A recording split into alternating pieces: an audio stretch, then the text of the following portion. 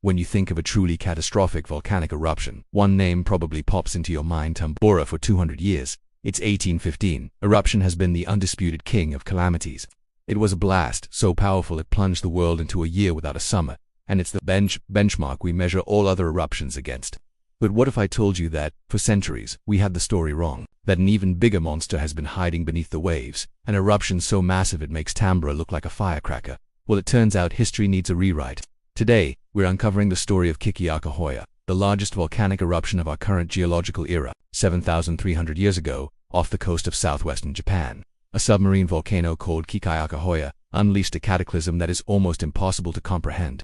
Scientists have known about this eruption for a while, but its remote, underwater location made it difficult to grasp its true scale. While Tambora was a monster, spitting out around 150 cubic kilometers of ash and rock, recent studies have revealed Kikiyaka's staggering power. It ejected a colossal 332 to 457 cubic kilometers of volcanic debris. That's more than double the output of the eruption we thought was the largest in the last 12,000 years. So, what would this event have actually looked like? It likely started with smaller blasts, but those were just the opening act. The main event was a gargantuan explosion, a Phreatoplynian eruption caused by the fatal meeting of magma and seawater. The blast was so immense that the magma chamber emptied, causing a section of the volcano nearly 20 kilometers wide to collapse into the seafloor, carving out a massive caldera. That explosion unleashed a searing superheated pyroclastic flow, a wave of gas, ash, and rock that traveled across the sea for up to 100 kilometers. It was a liquid avalanche of death that incinerated everything in its path. The sheer volume of material ejected covered an area of about 4,500 square kilometers under the ocean, an area several times larger than a city like Los Angeles. So how on earth do we know all of this? The evidence was hidden in plain sight, scattered across the land and buried deep under the sea. It took some incredible scientific detective work to piece the story together. Using seismic imaging, researchers created detailed 3D maps of the seabed, revealing both the enormous caldera and the vast underwater deposits.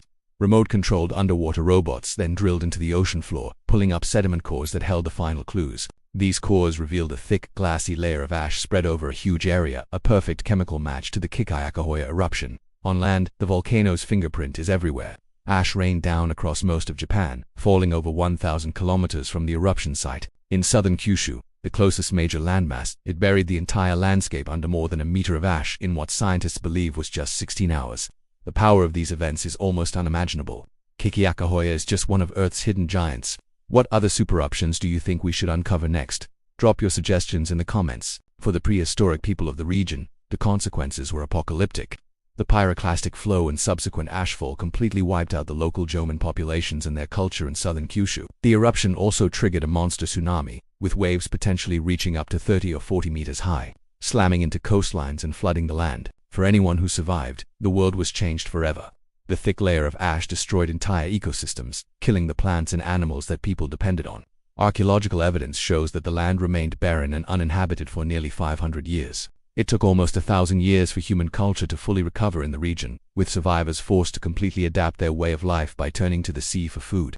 The discovery of Kikiyaka's true power completely reshapes our understanding of the Holocene epic, the last 12,000 years of Earth's history. It shows that Tambora wasn't a one-off event and that our planet is capable of far greater violence during this era than we ever imagined. It's a pretty humbling perspective, knowing that deep beneath the ocean's surface, geological forces are at play that can rewrite history in an instant, dwarfing anything modern humanity has ever witnessed. And it really makes you wonder, what other giants are still sleeping beneath the waves?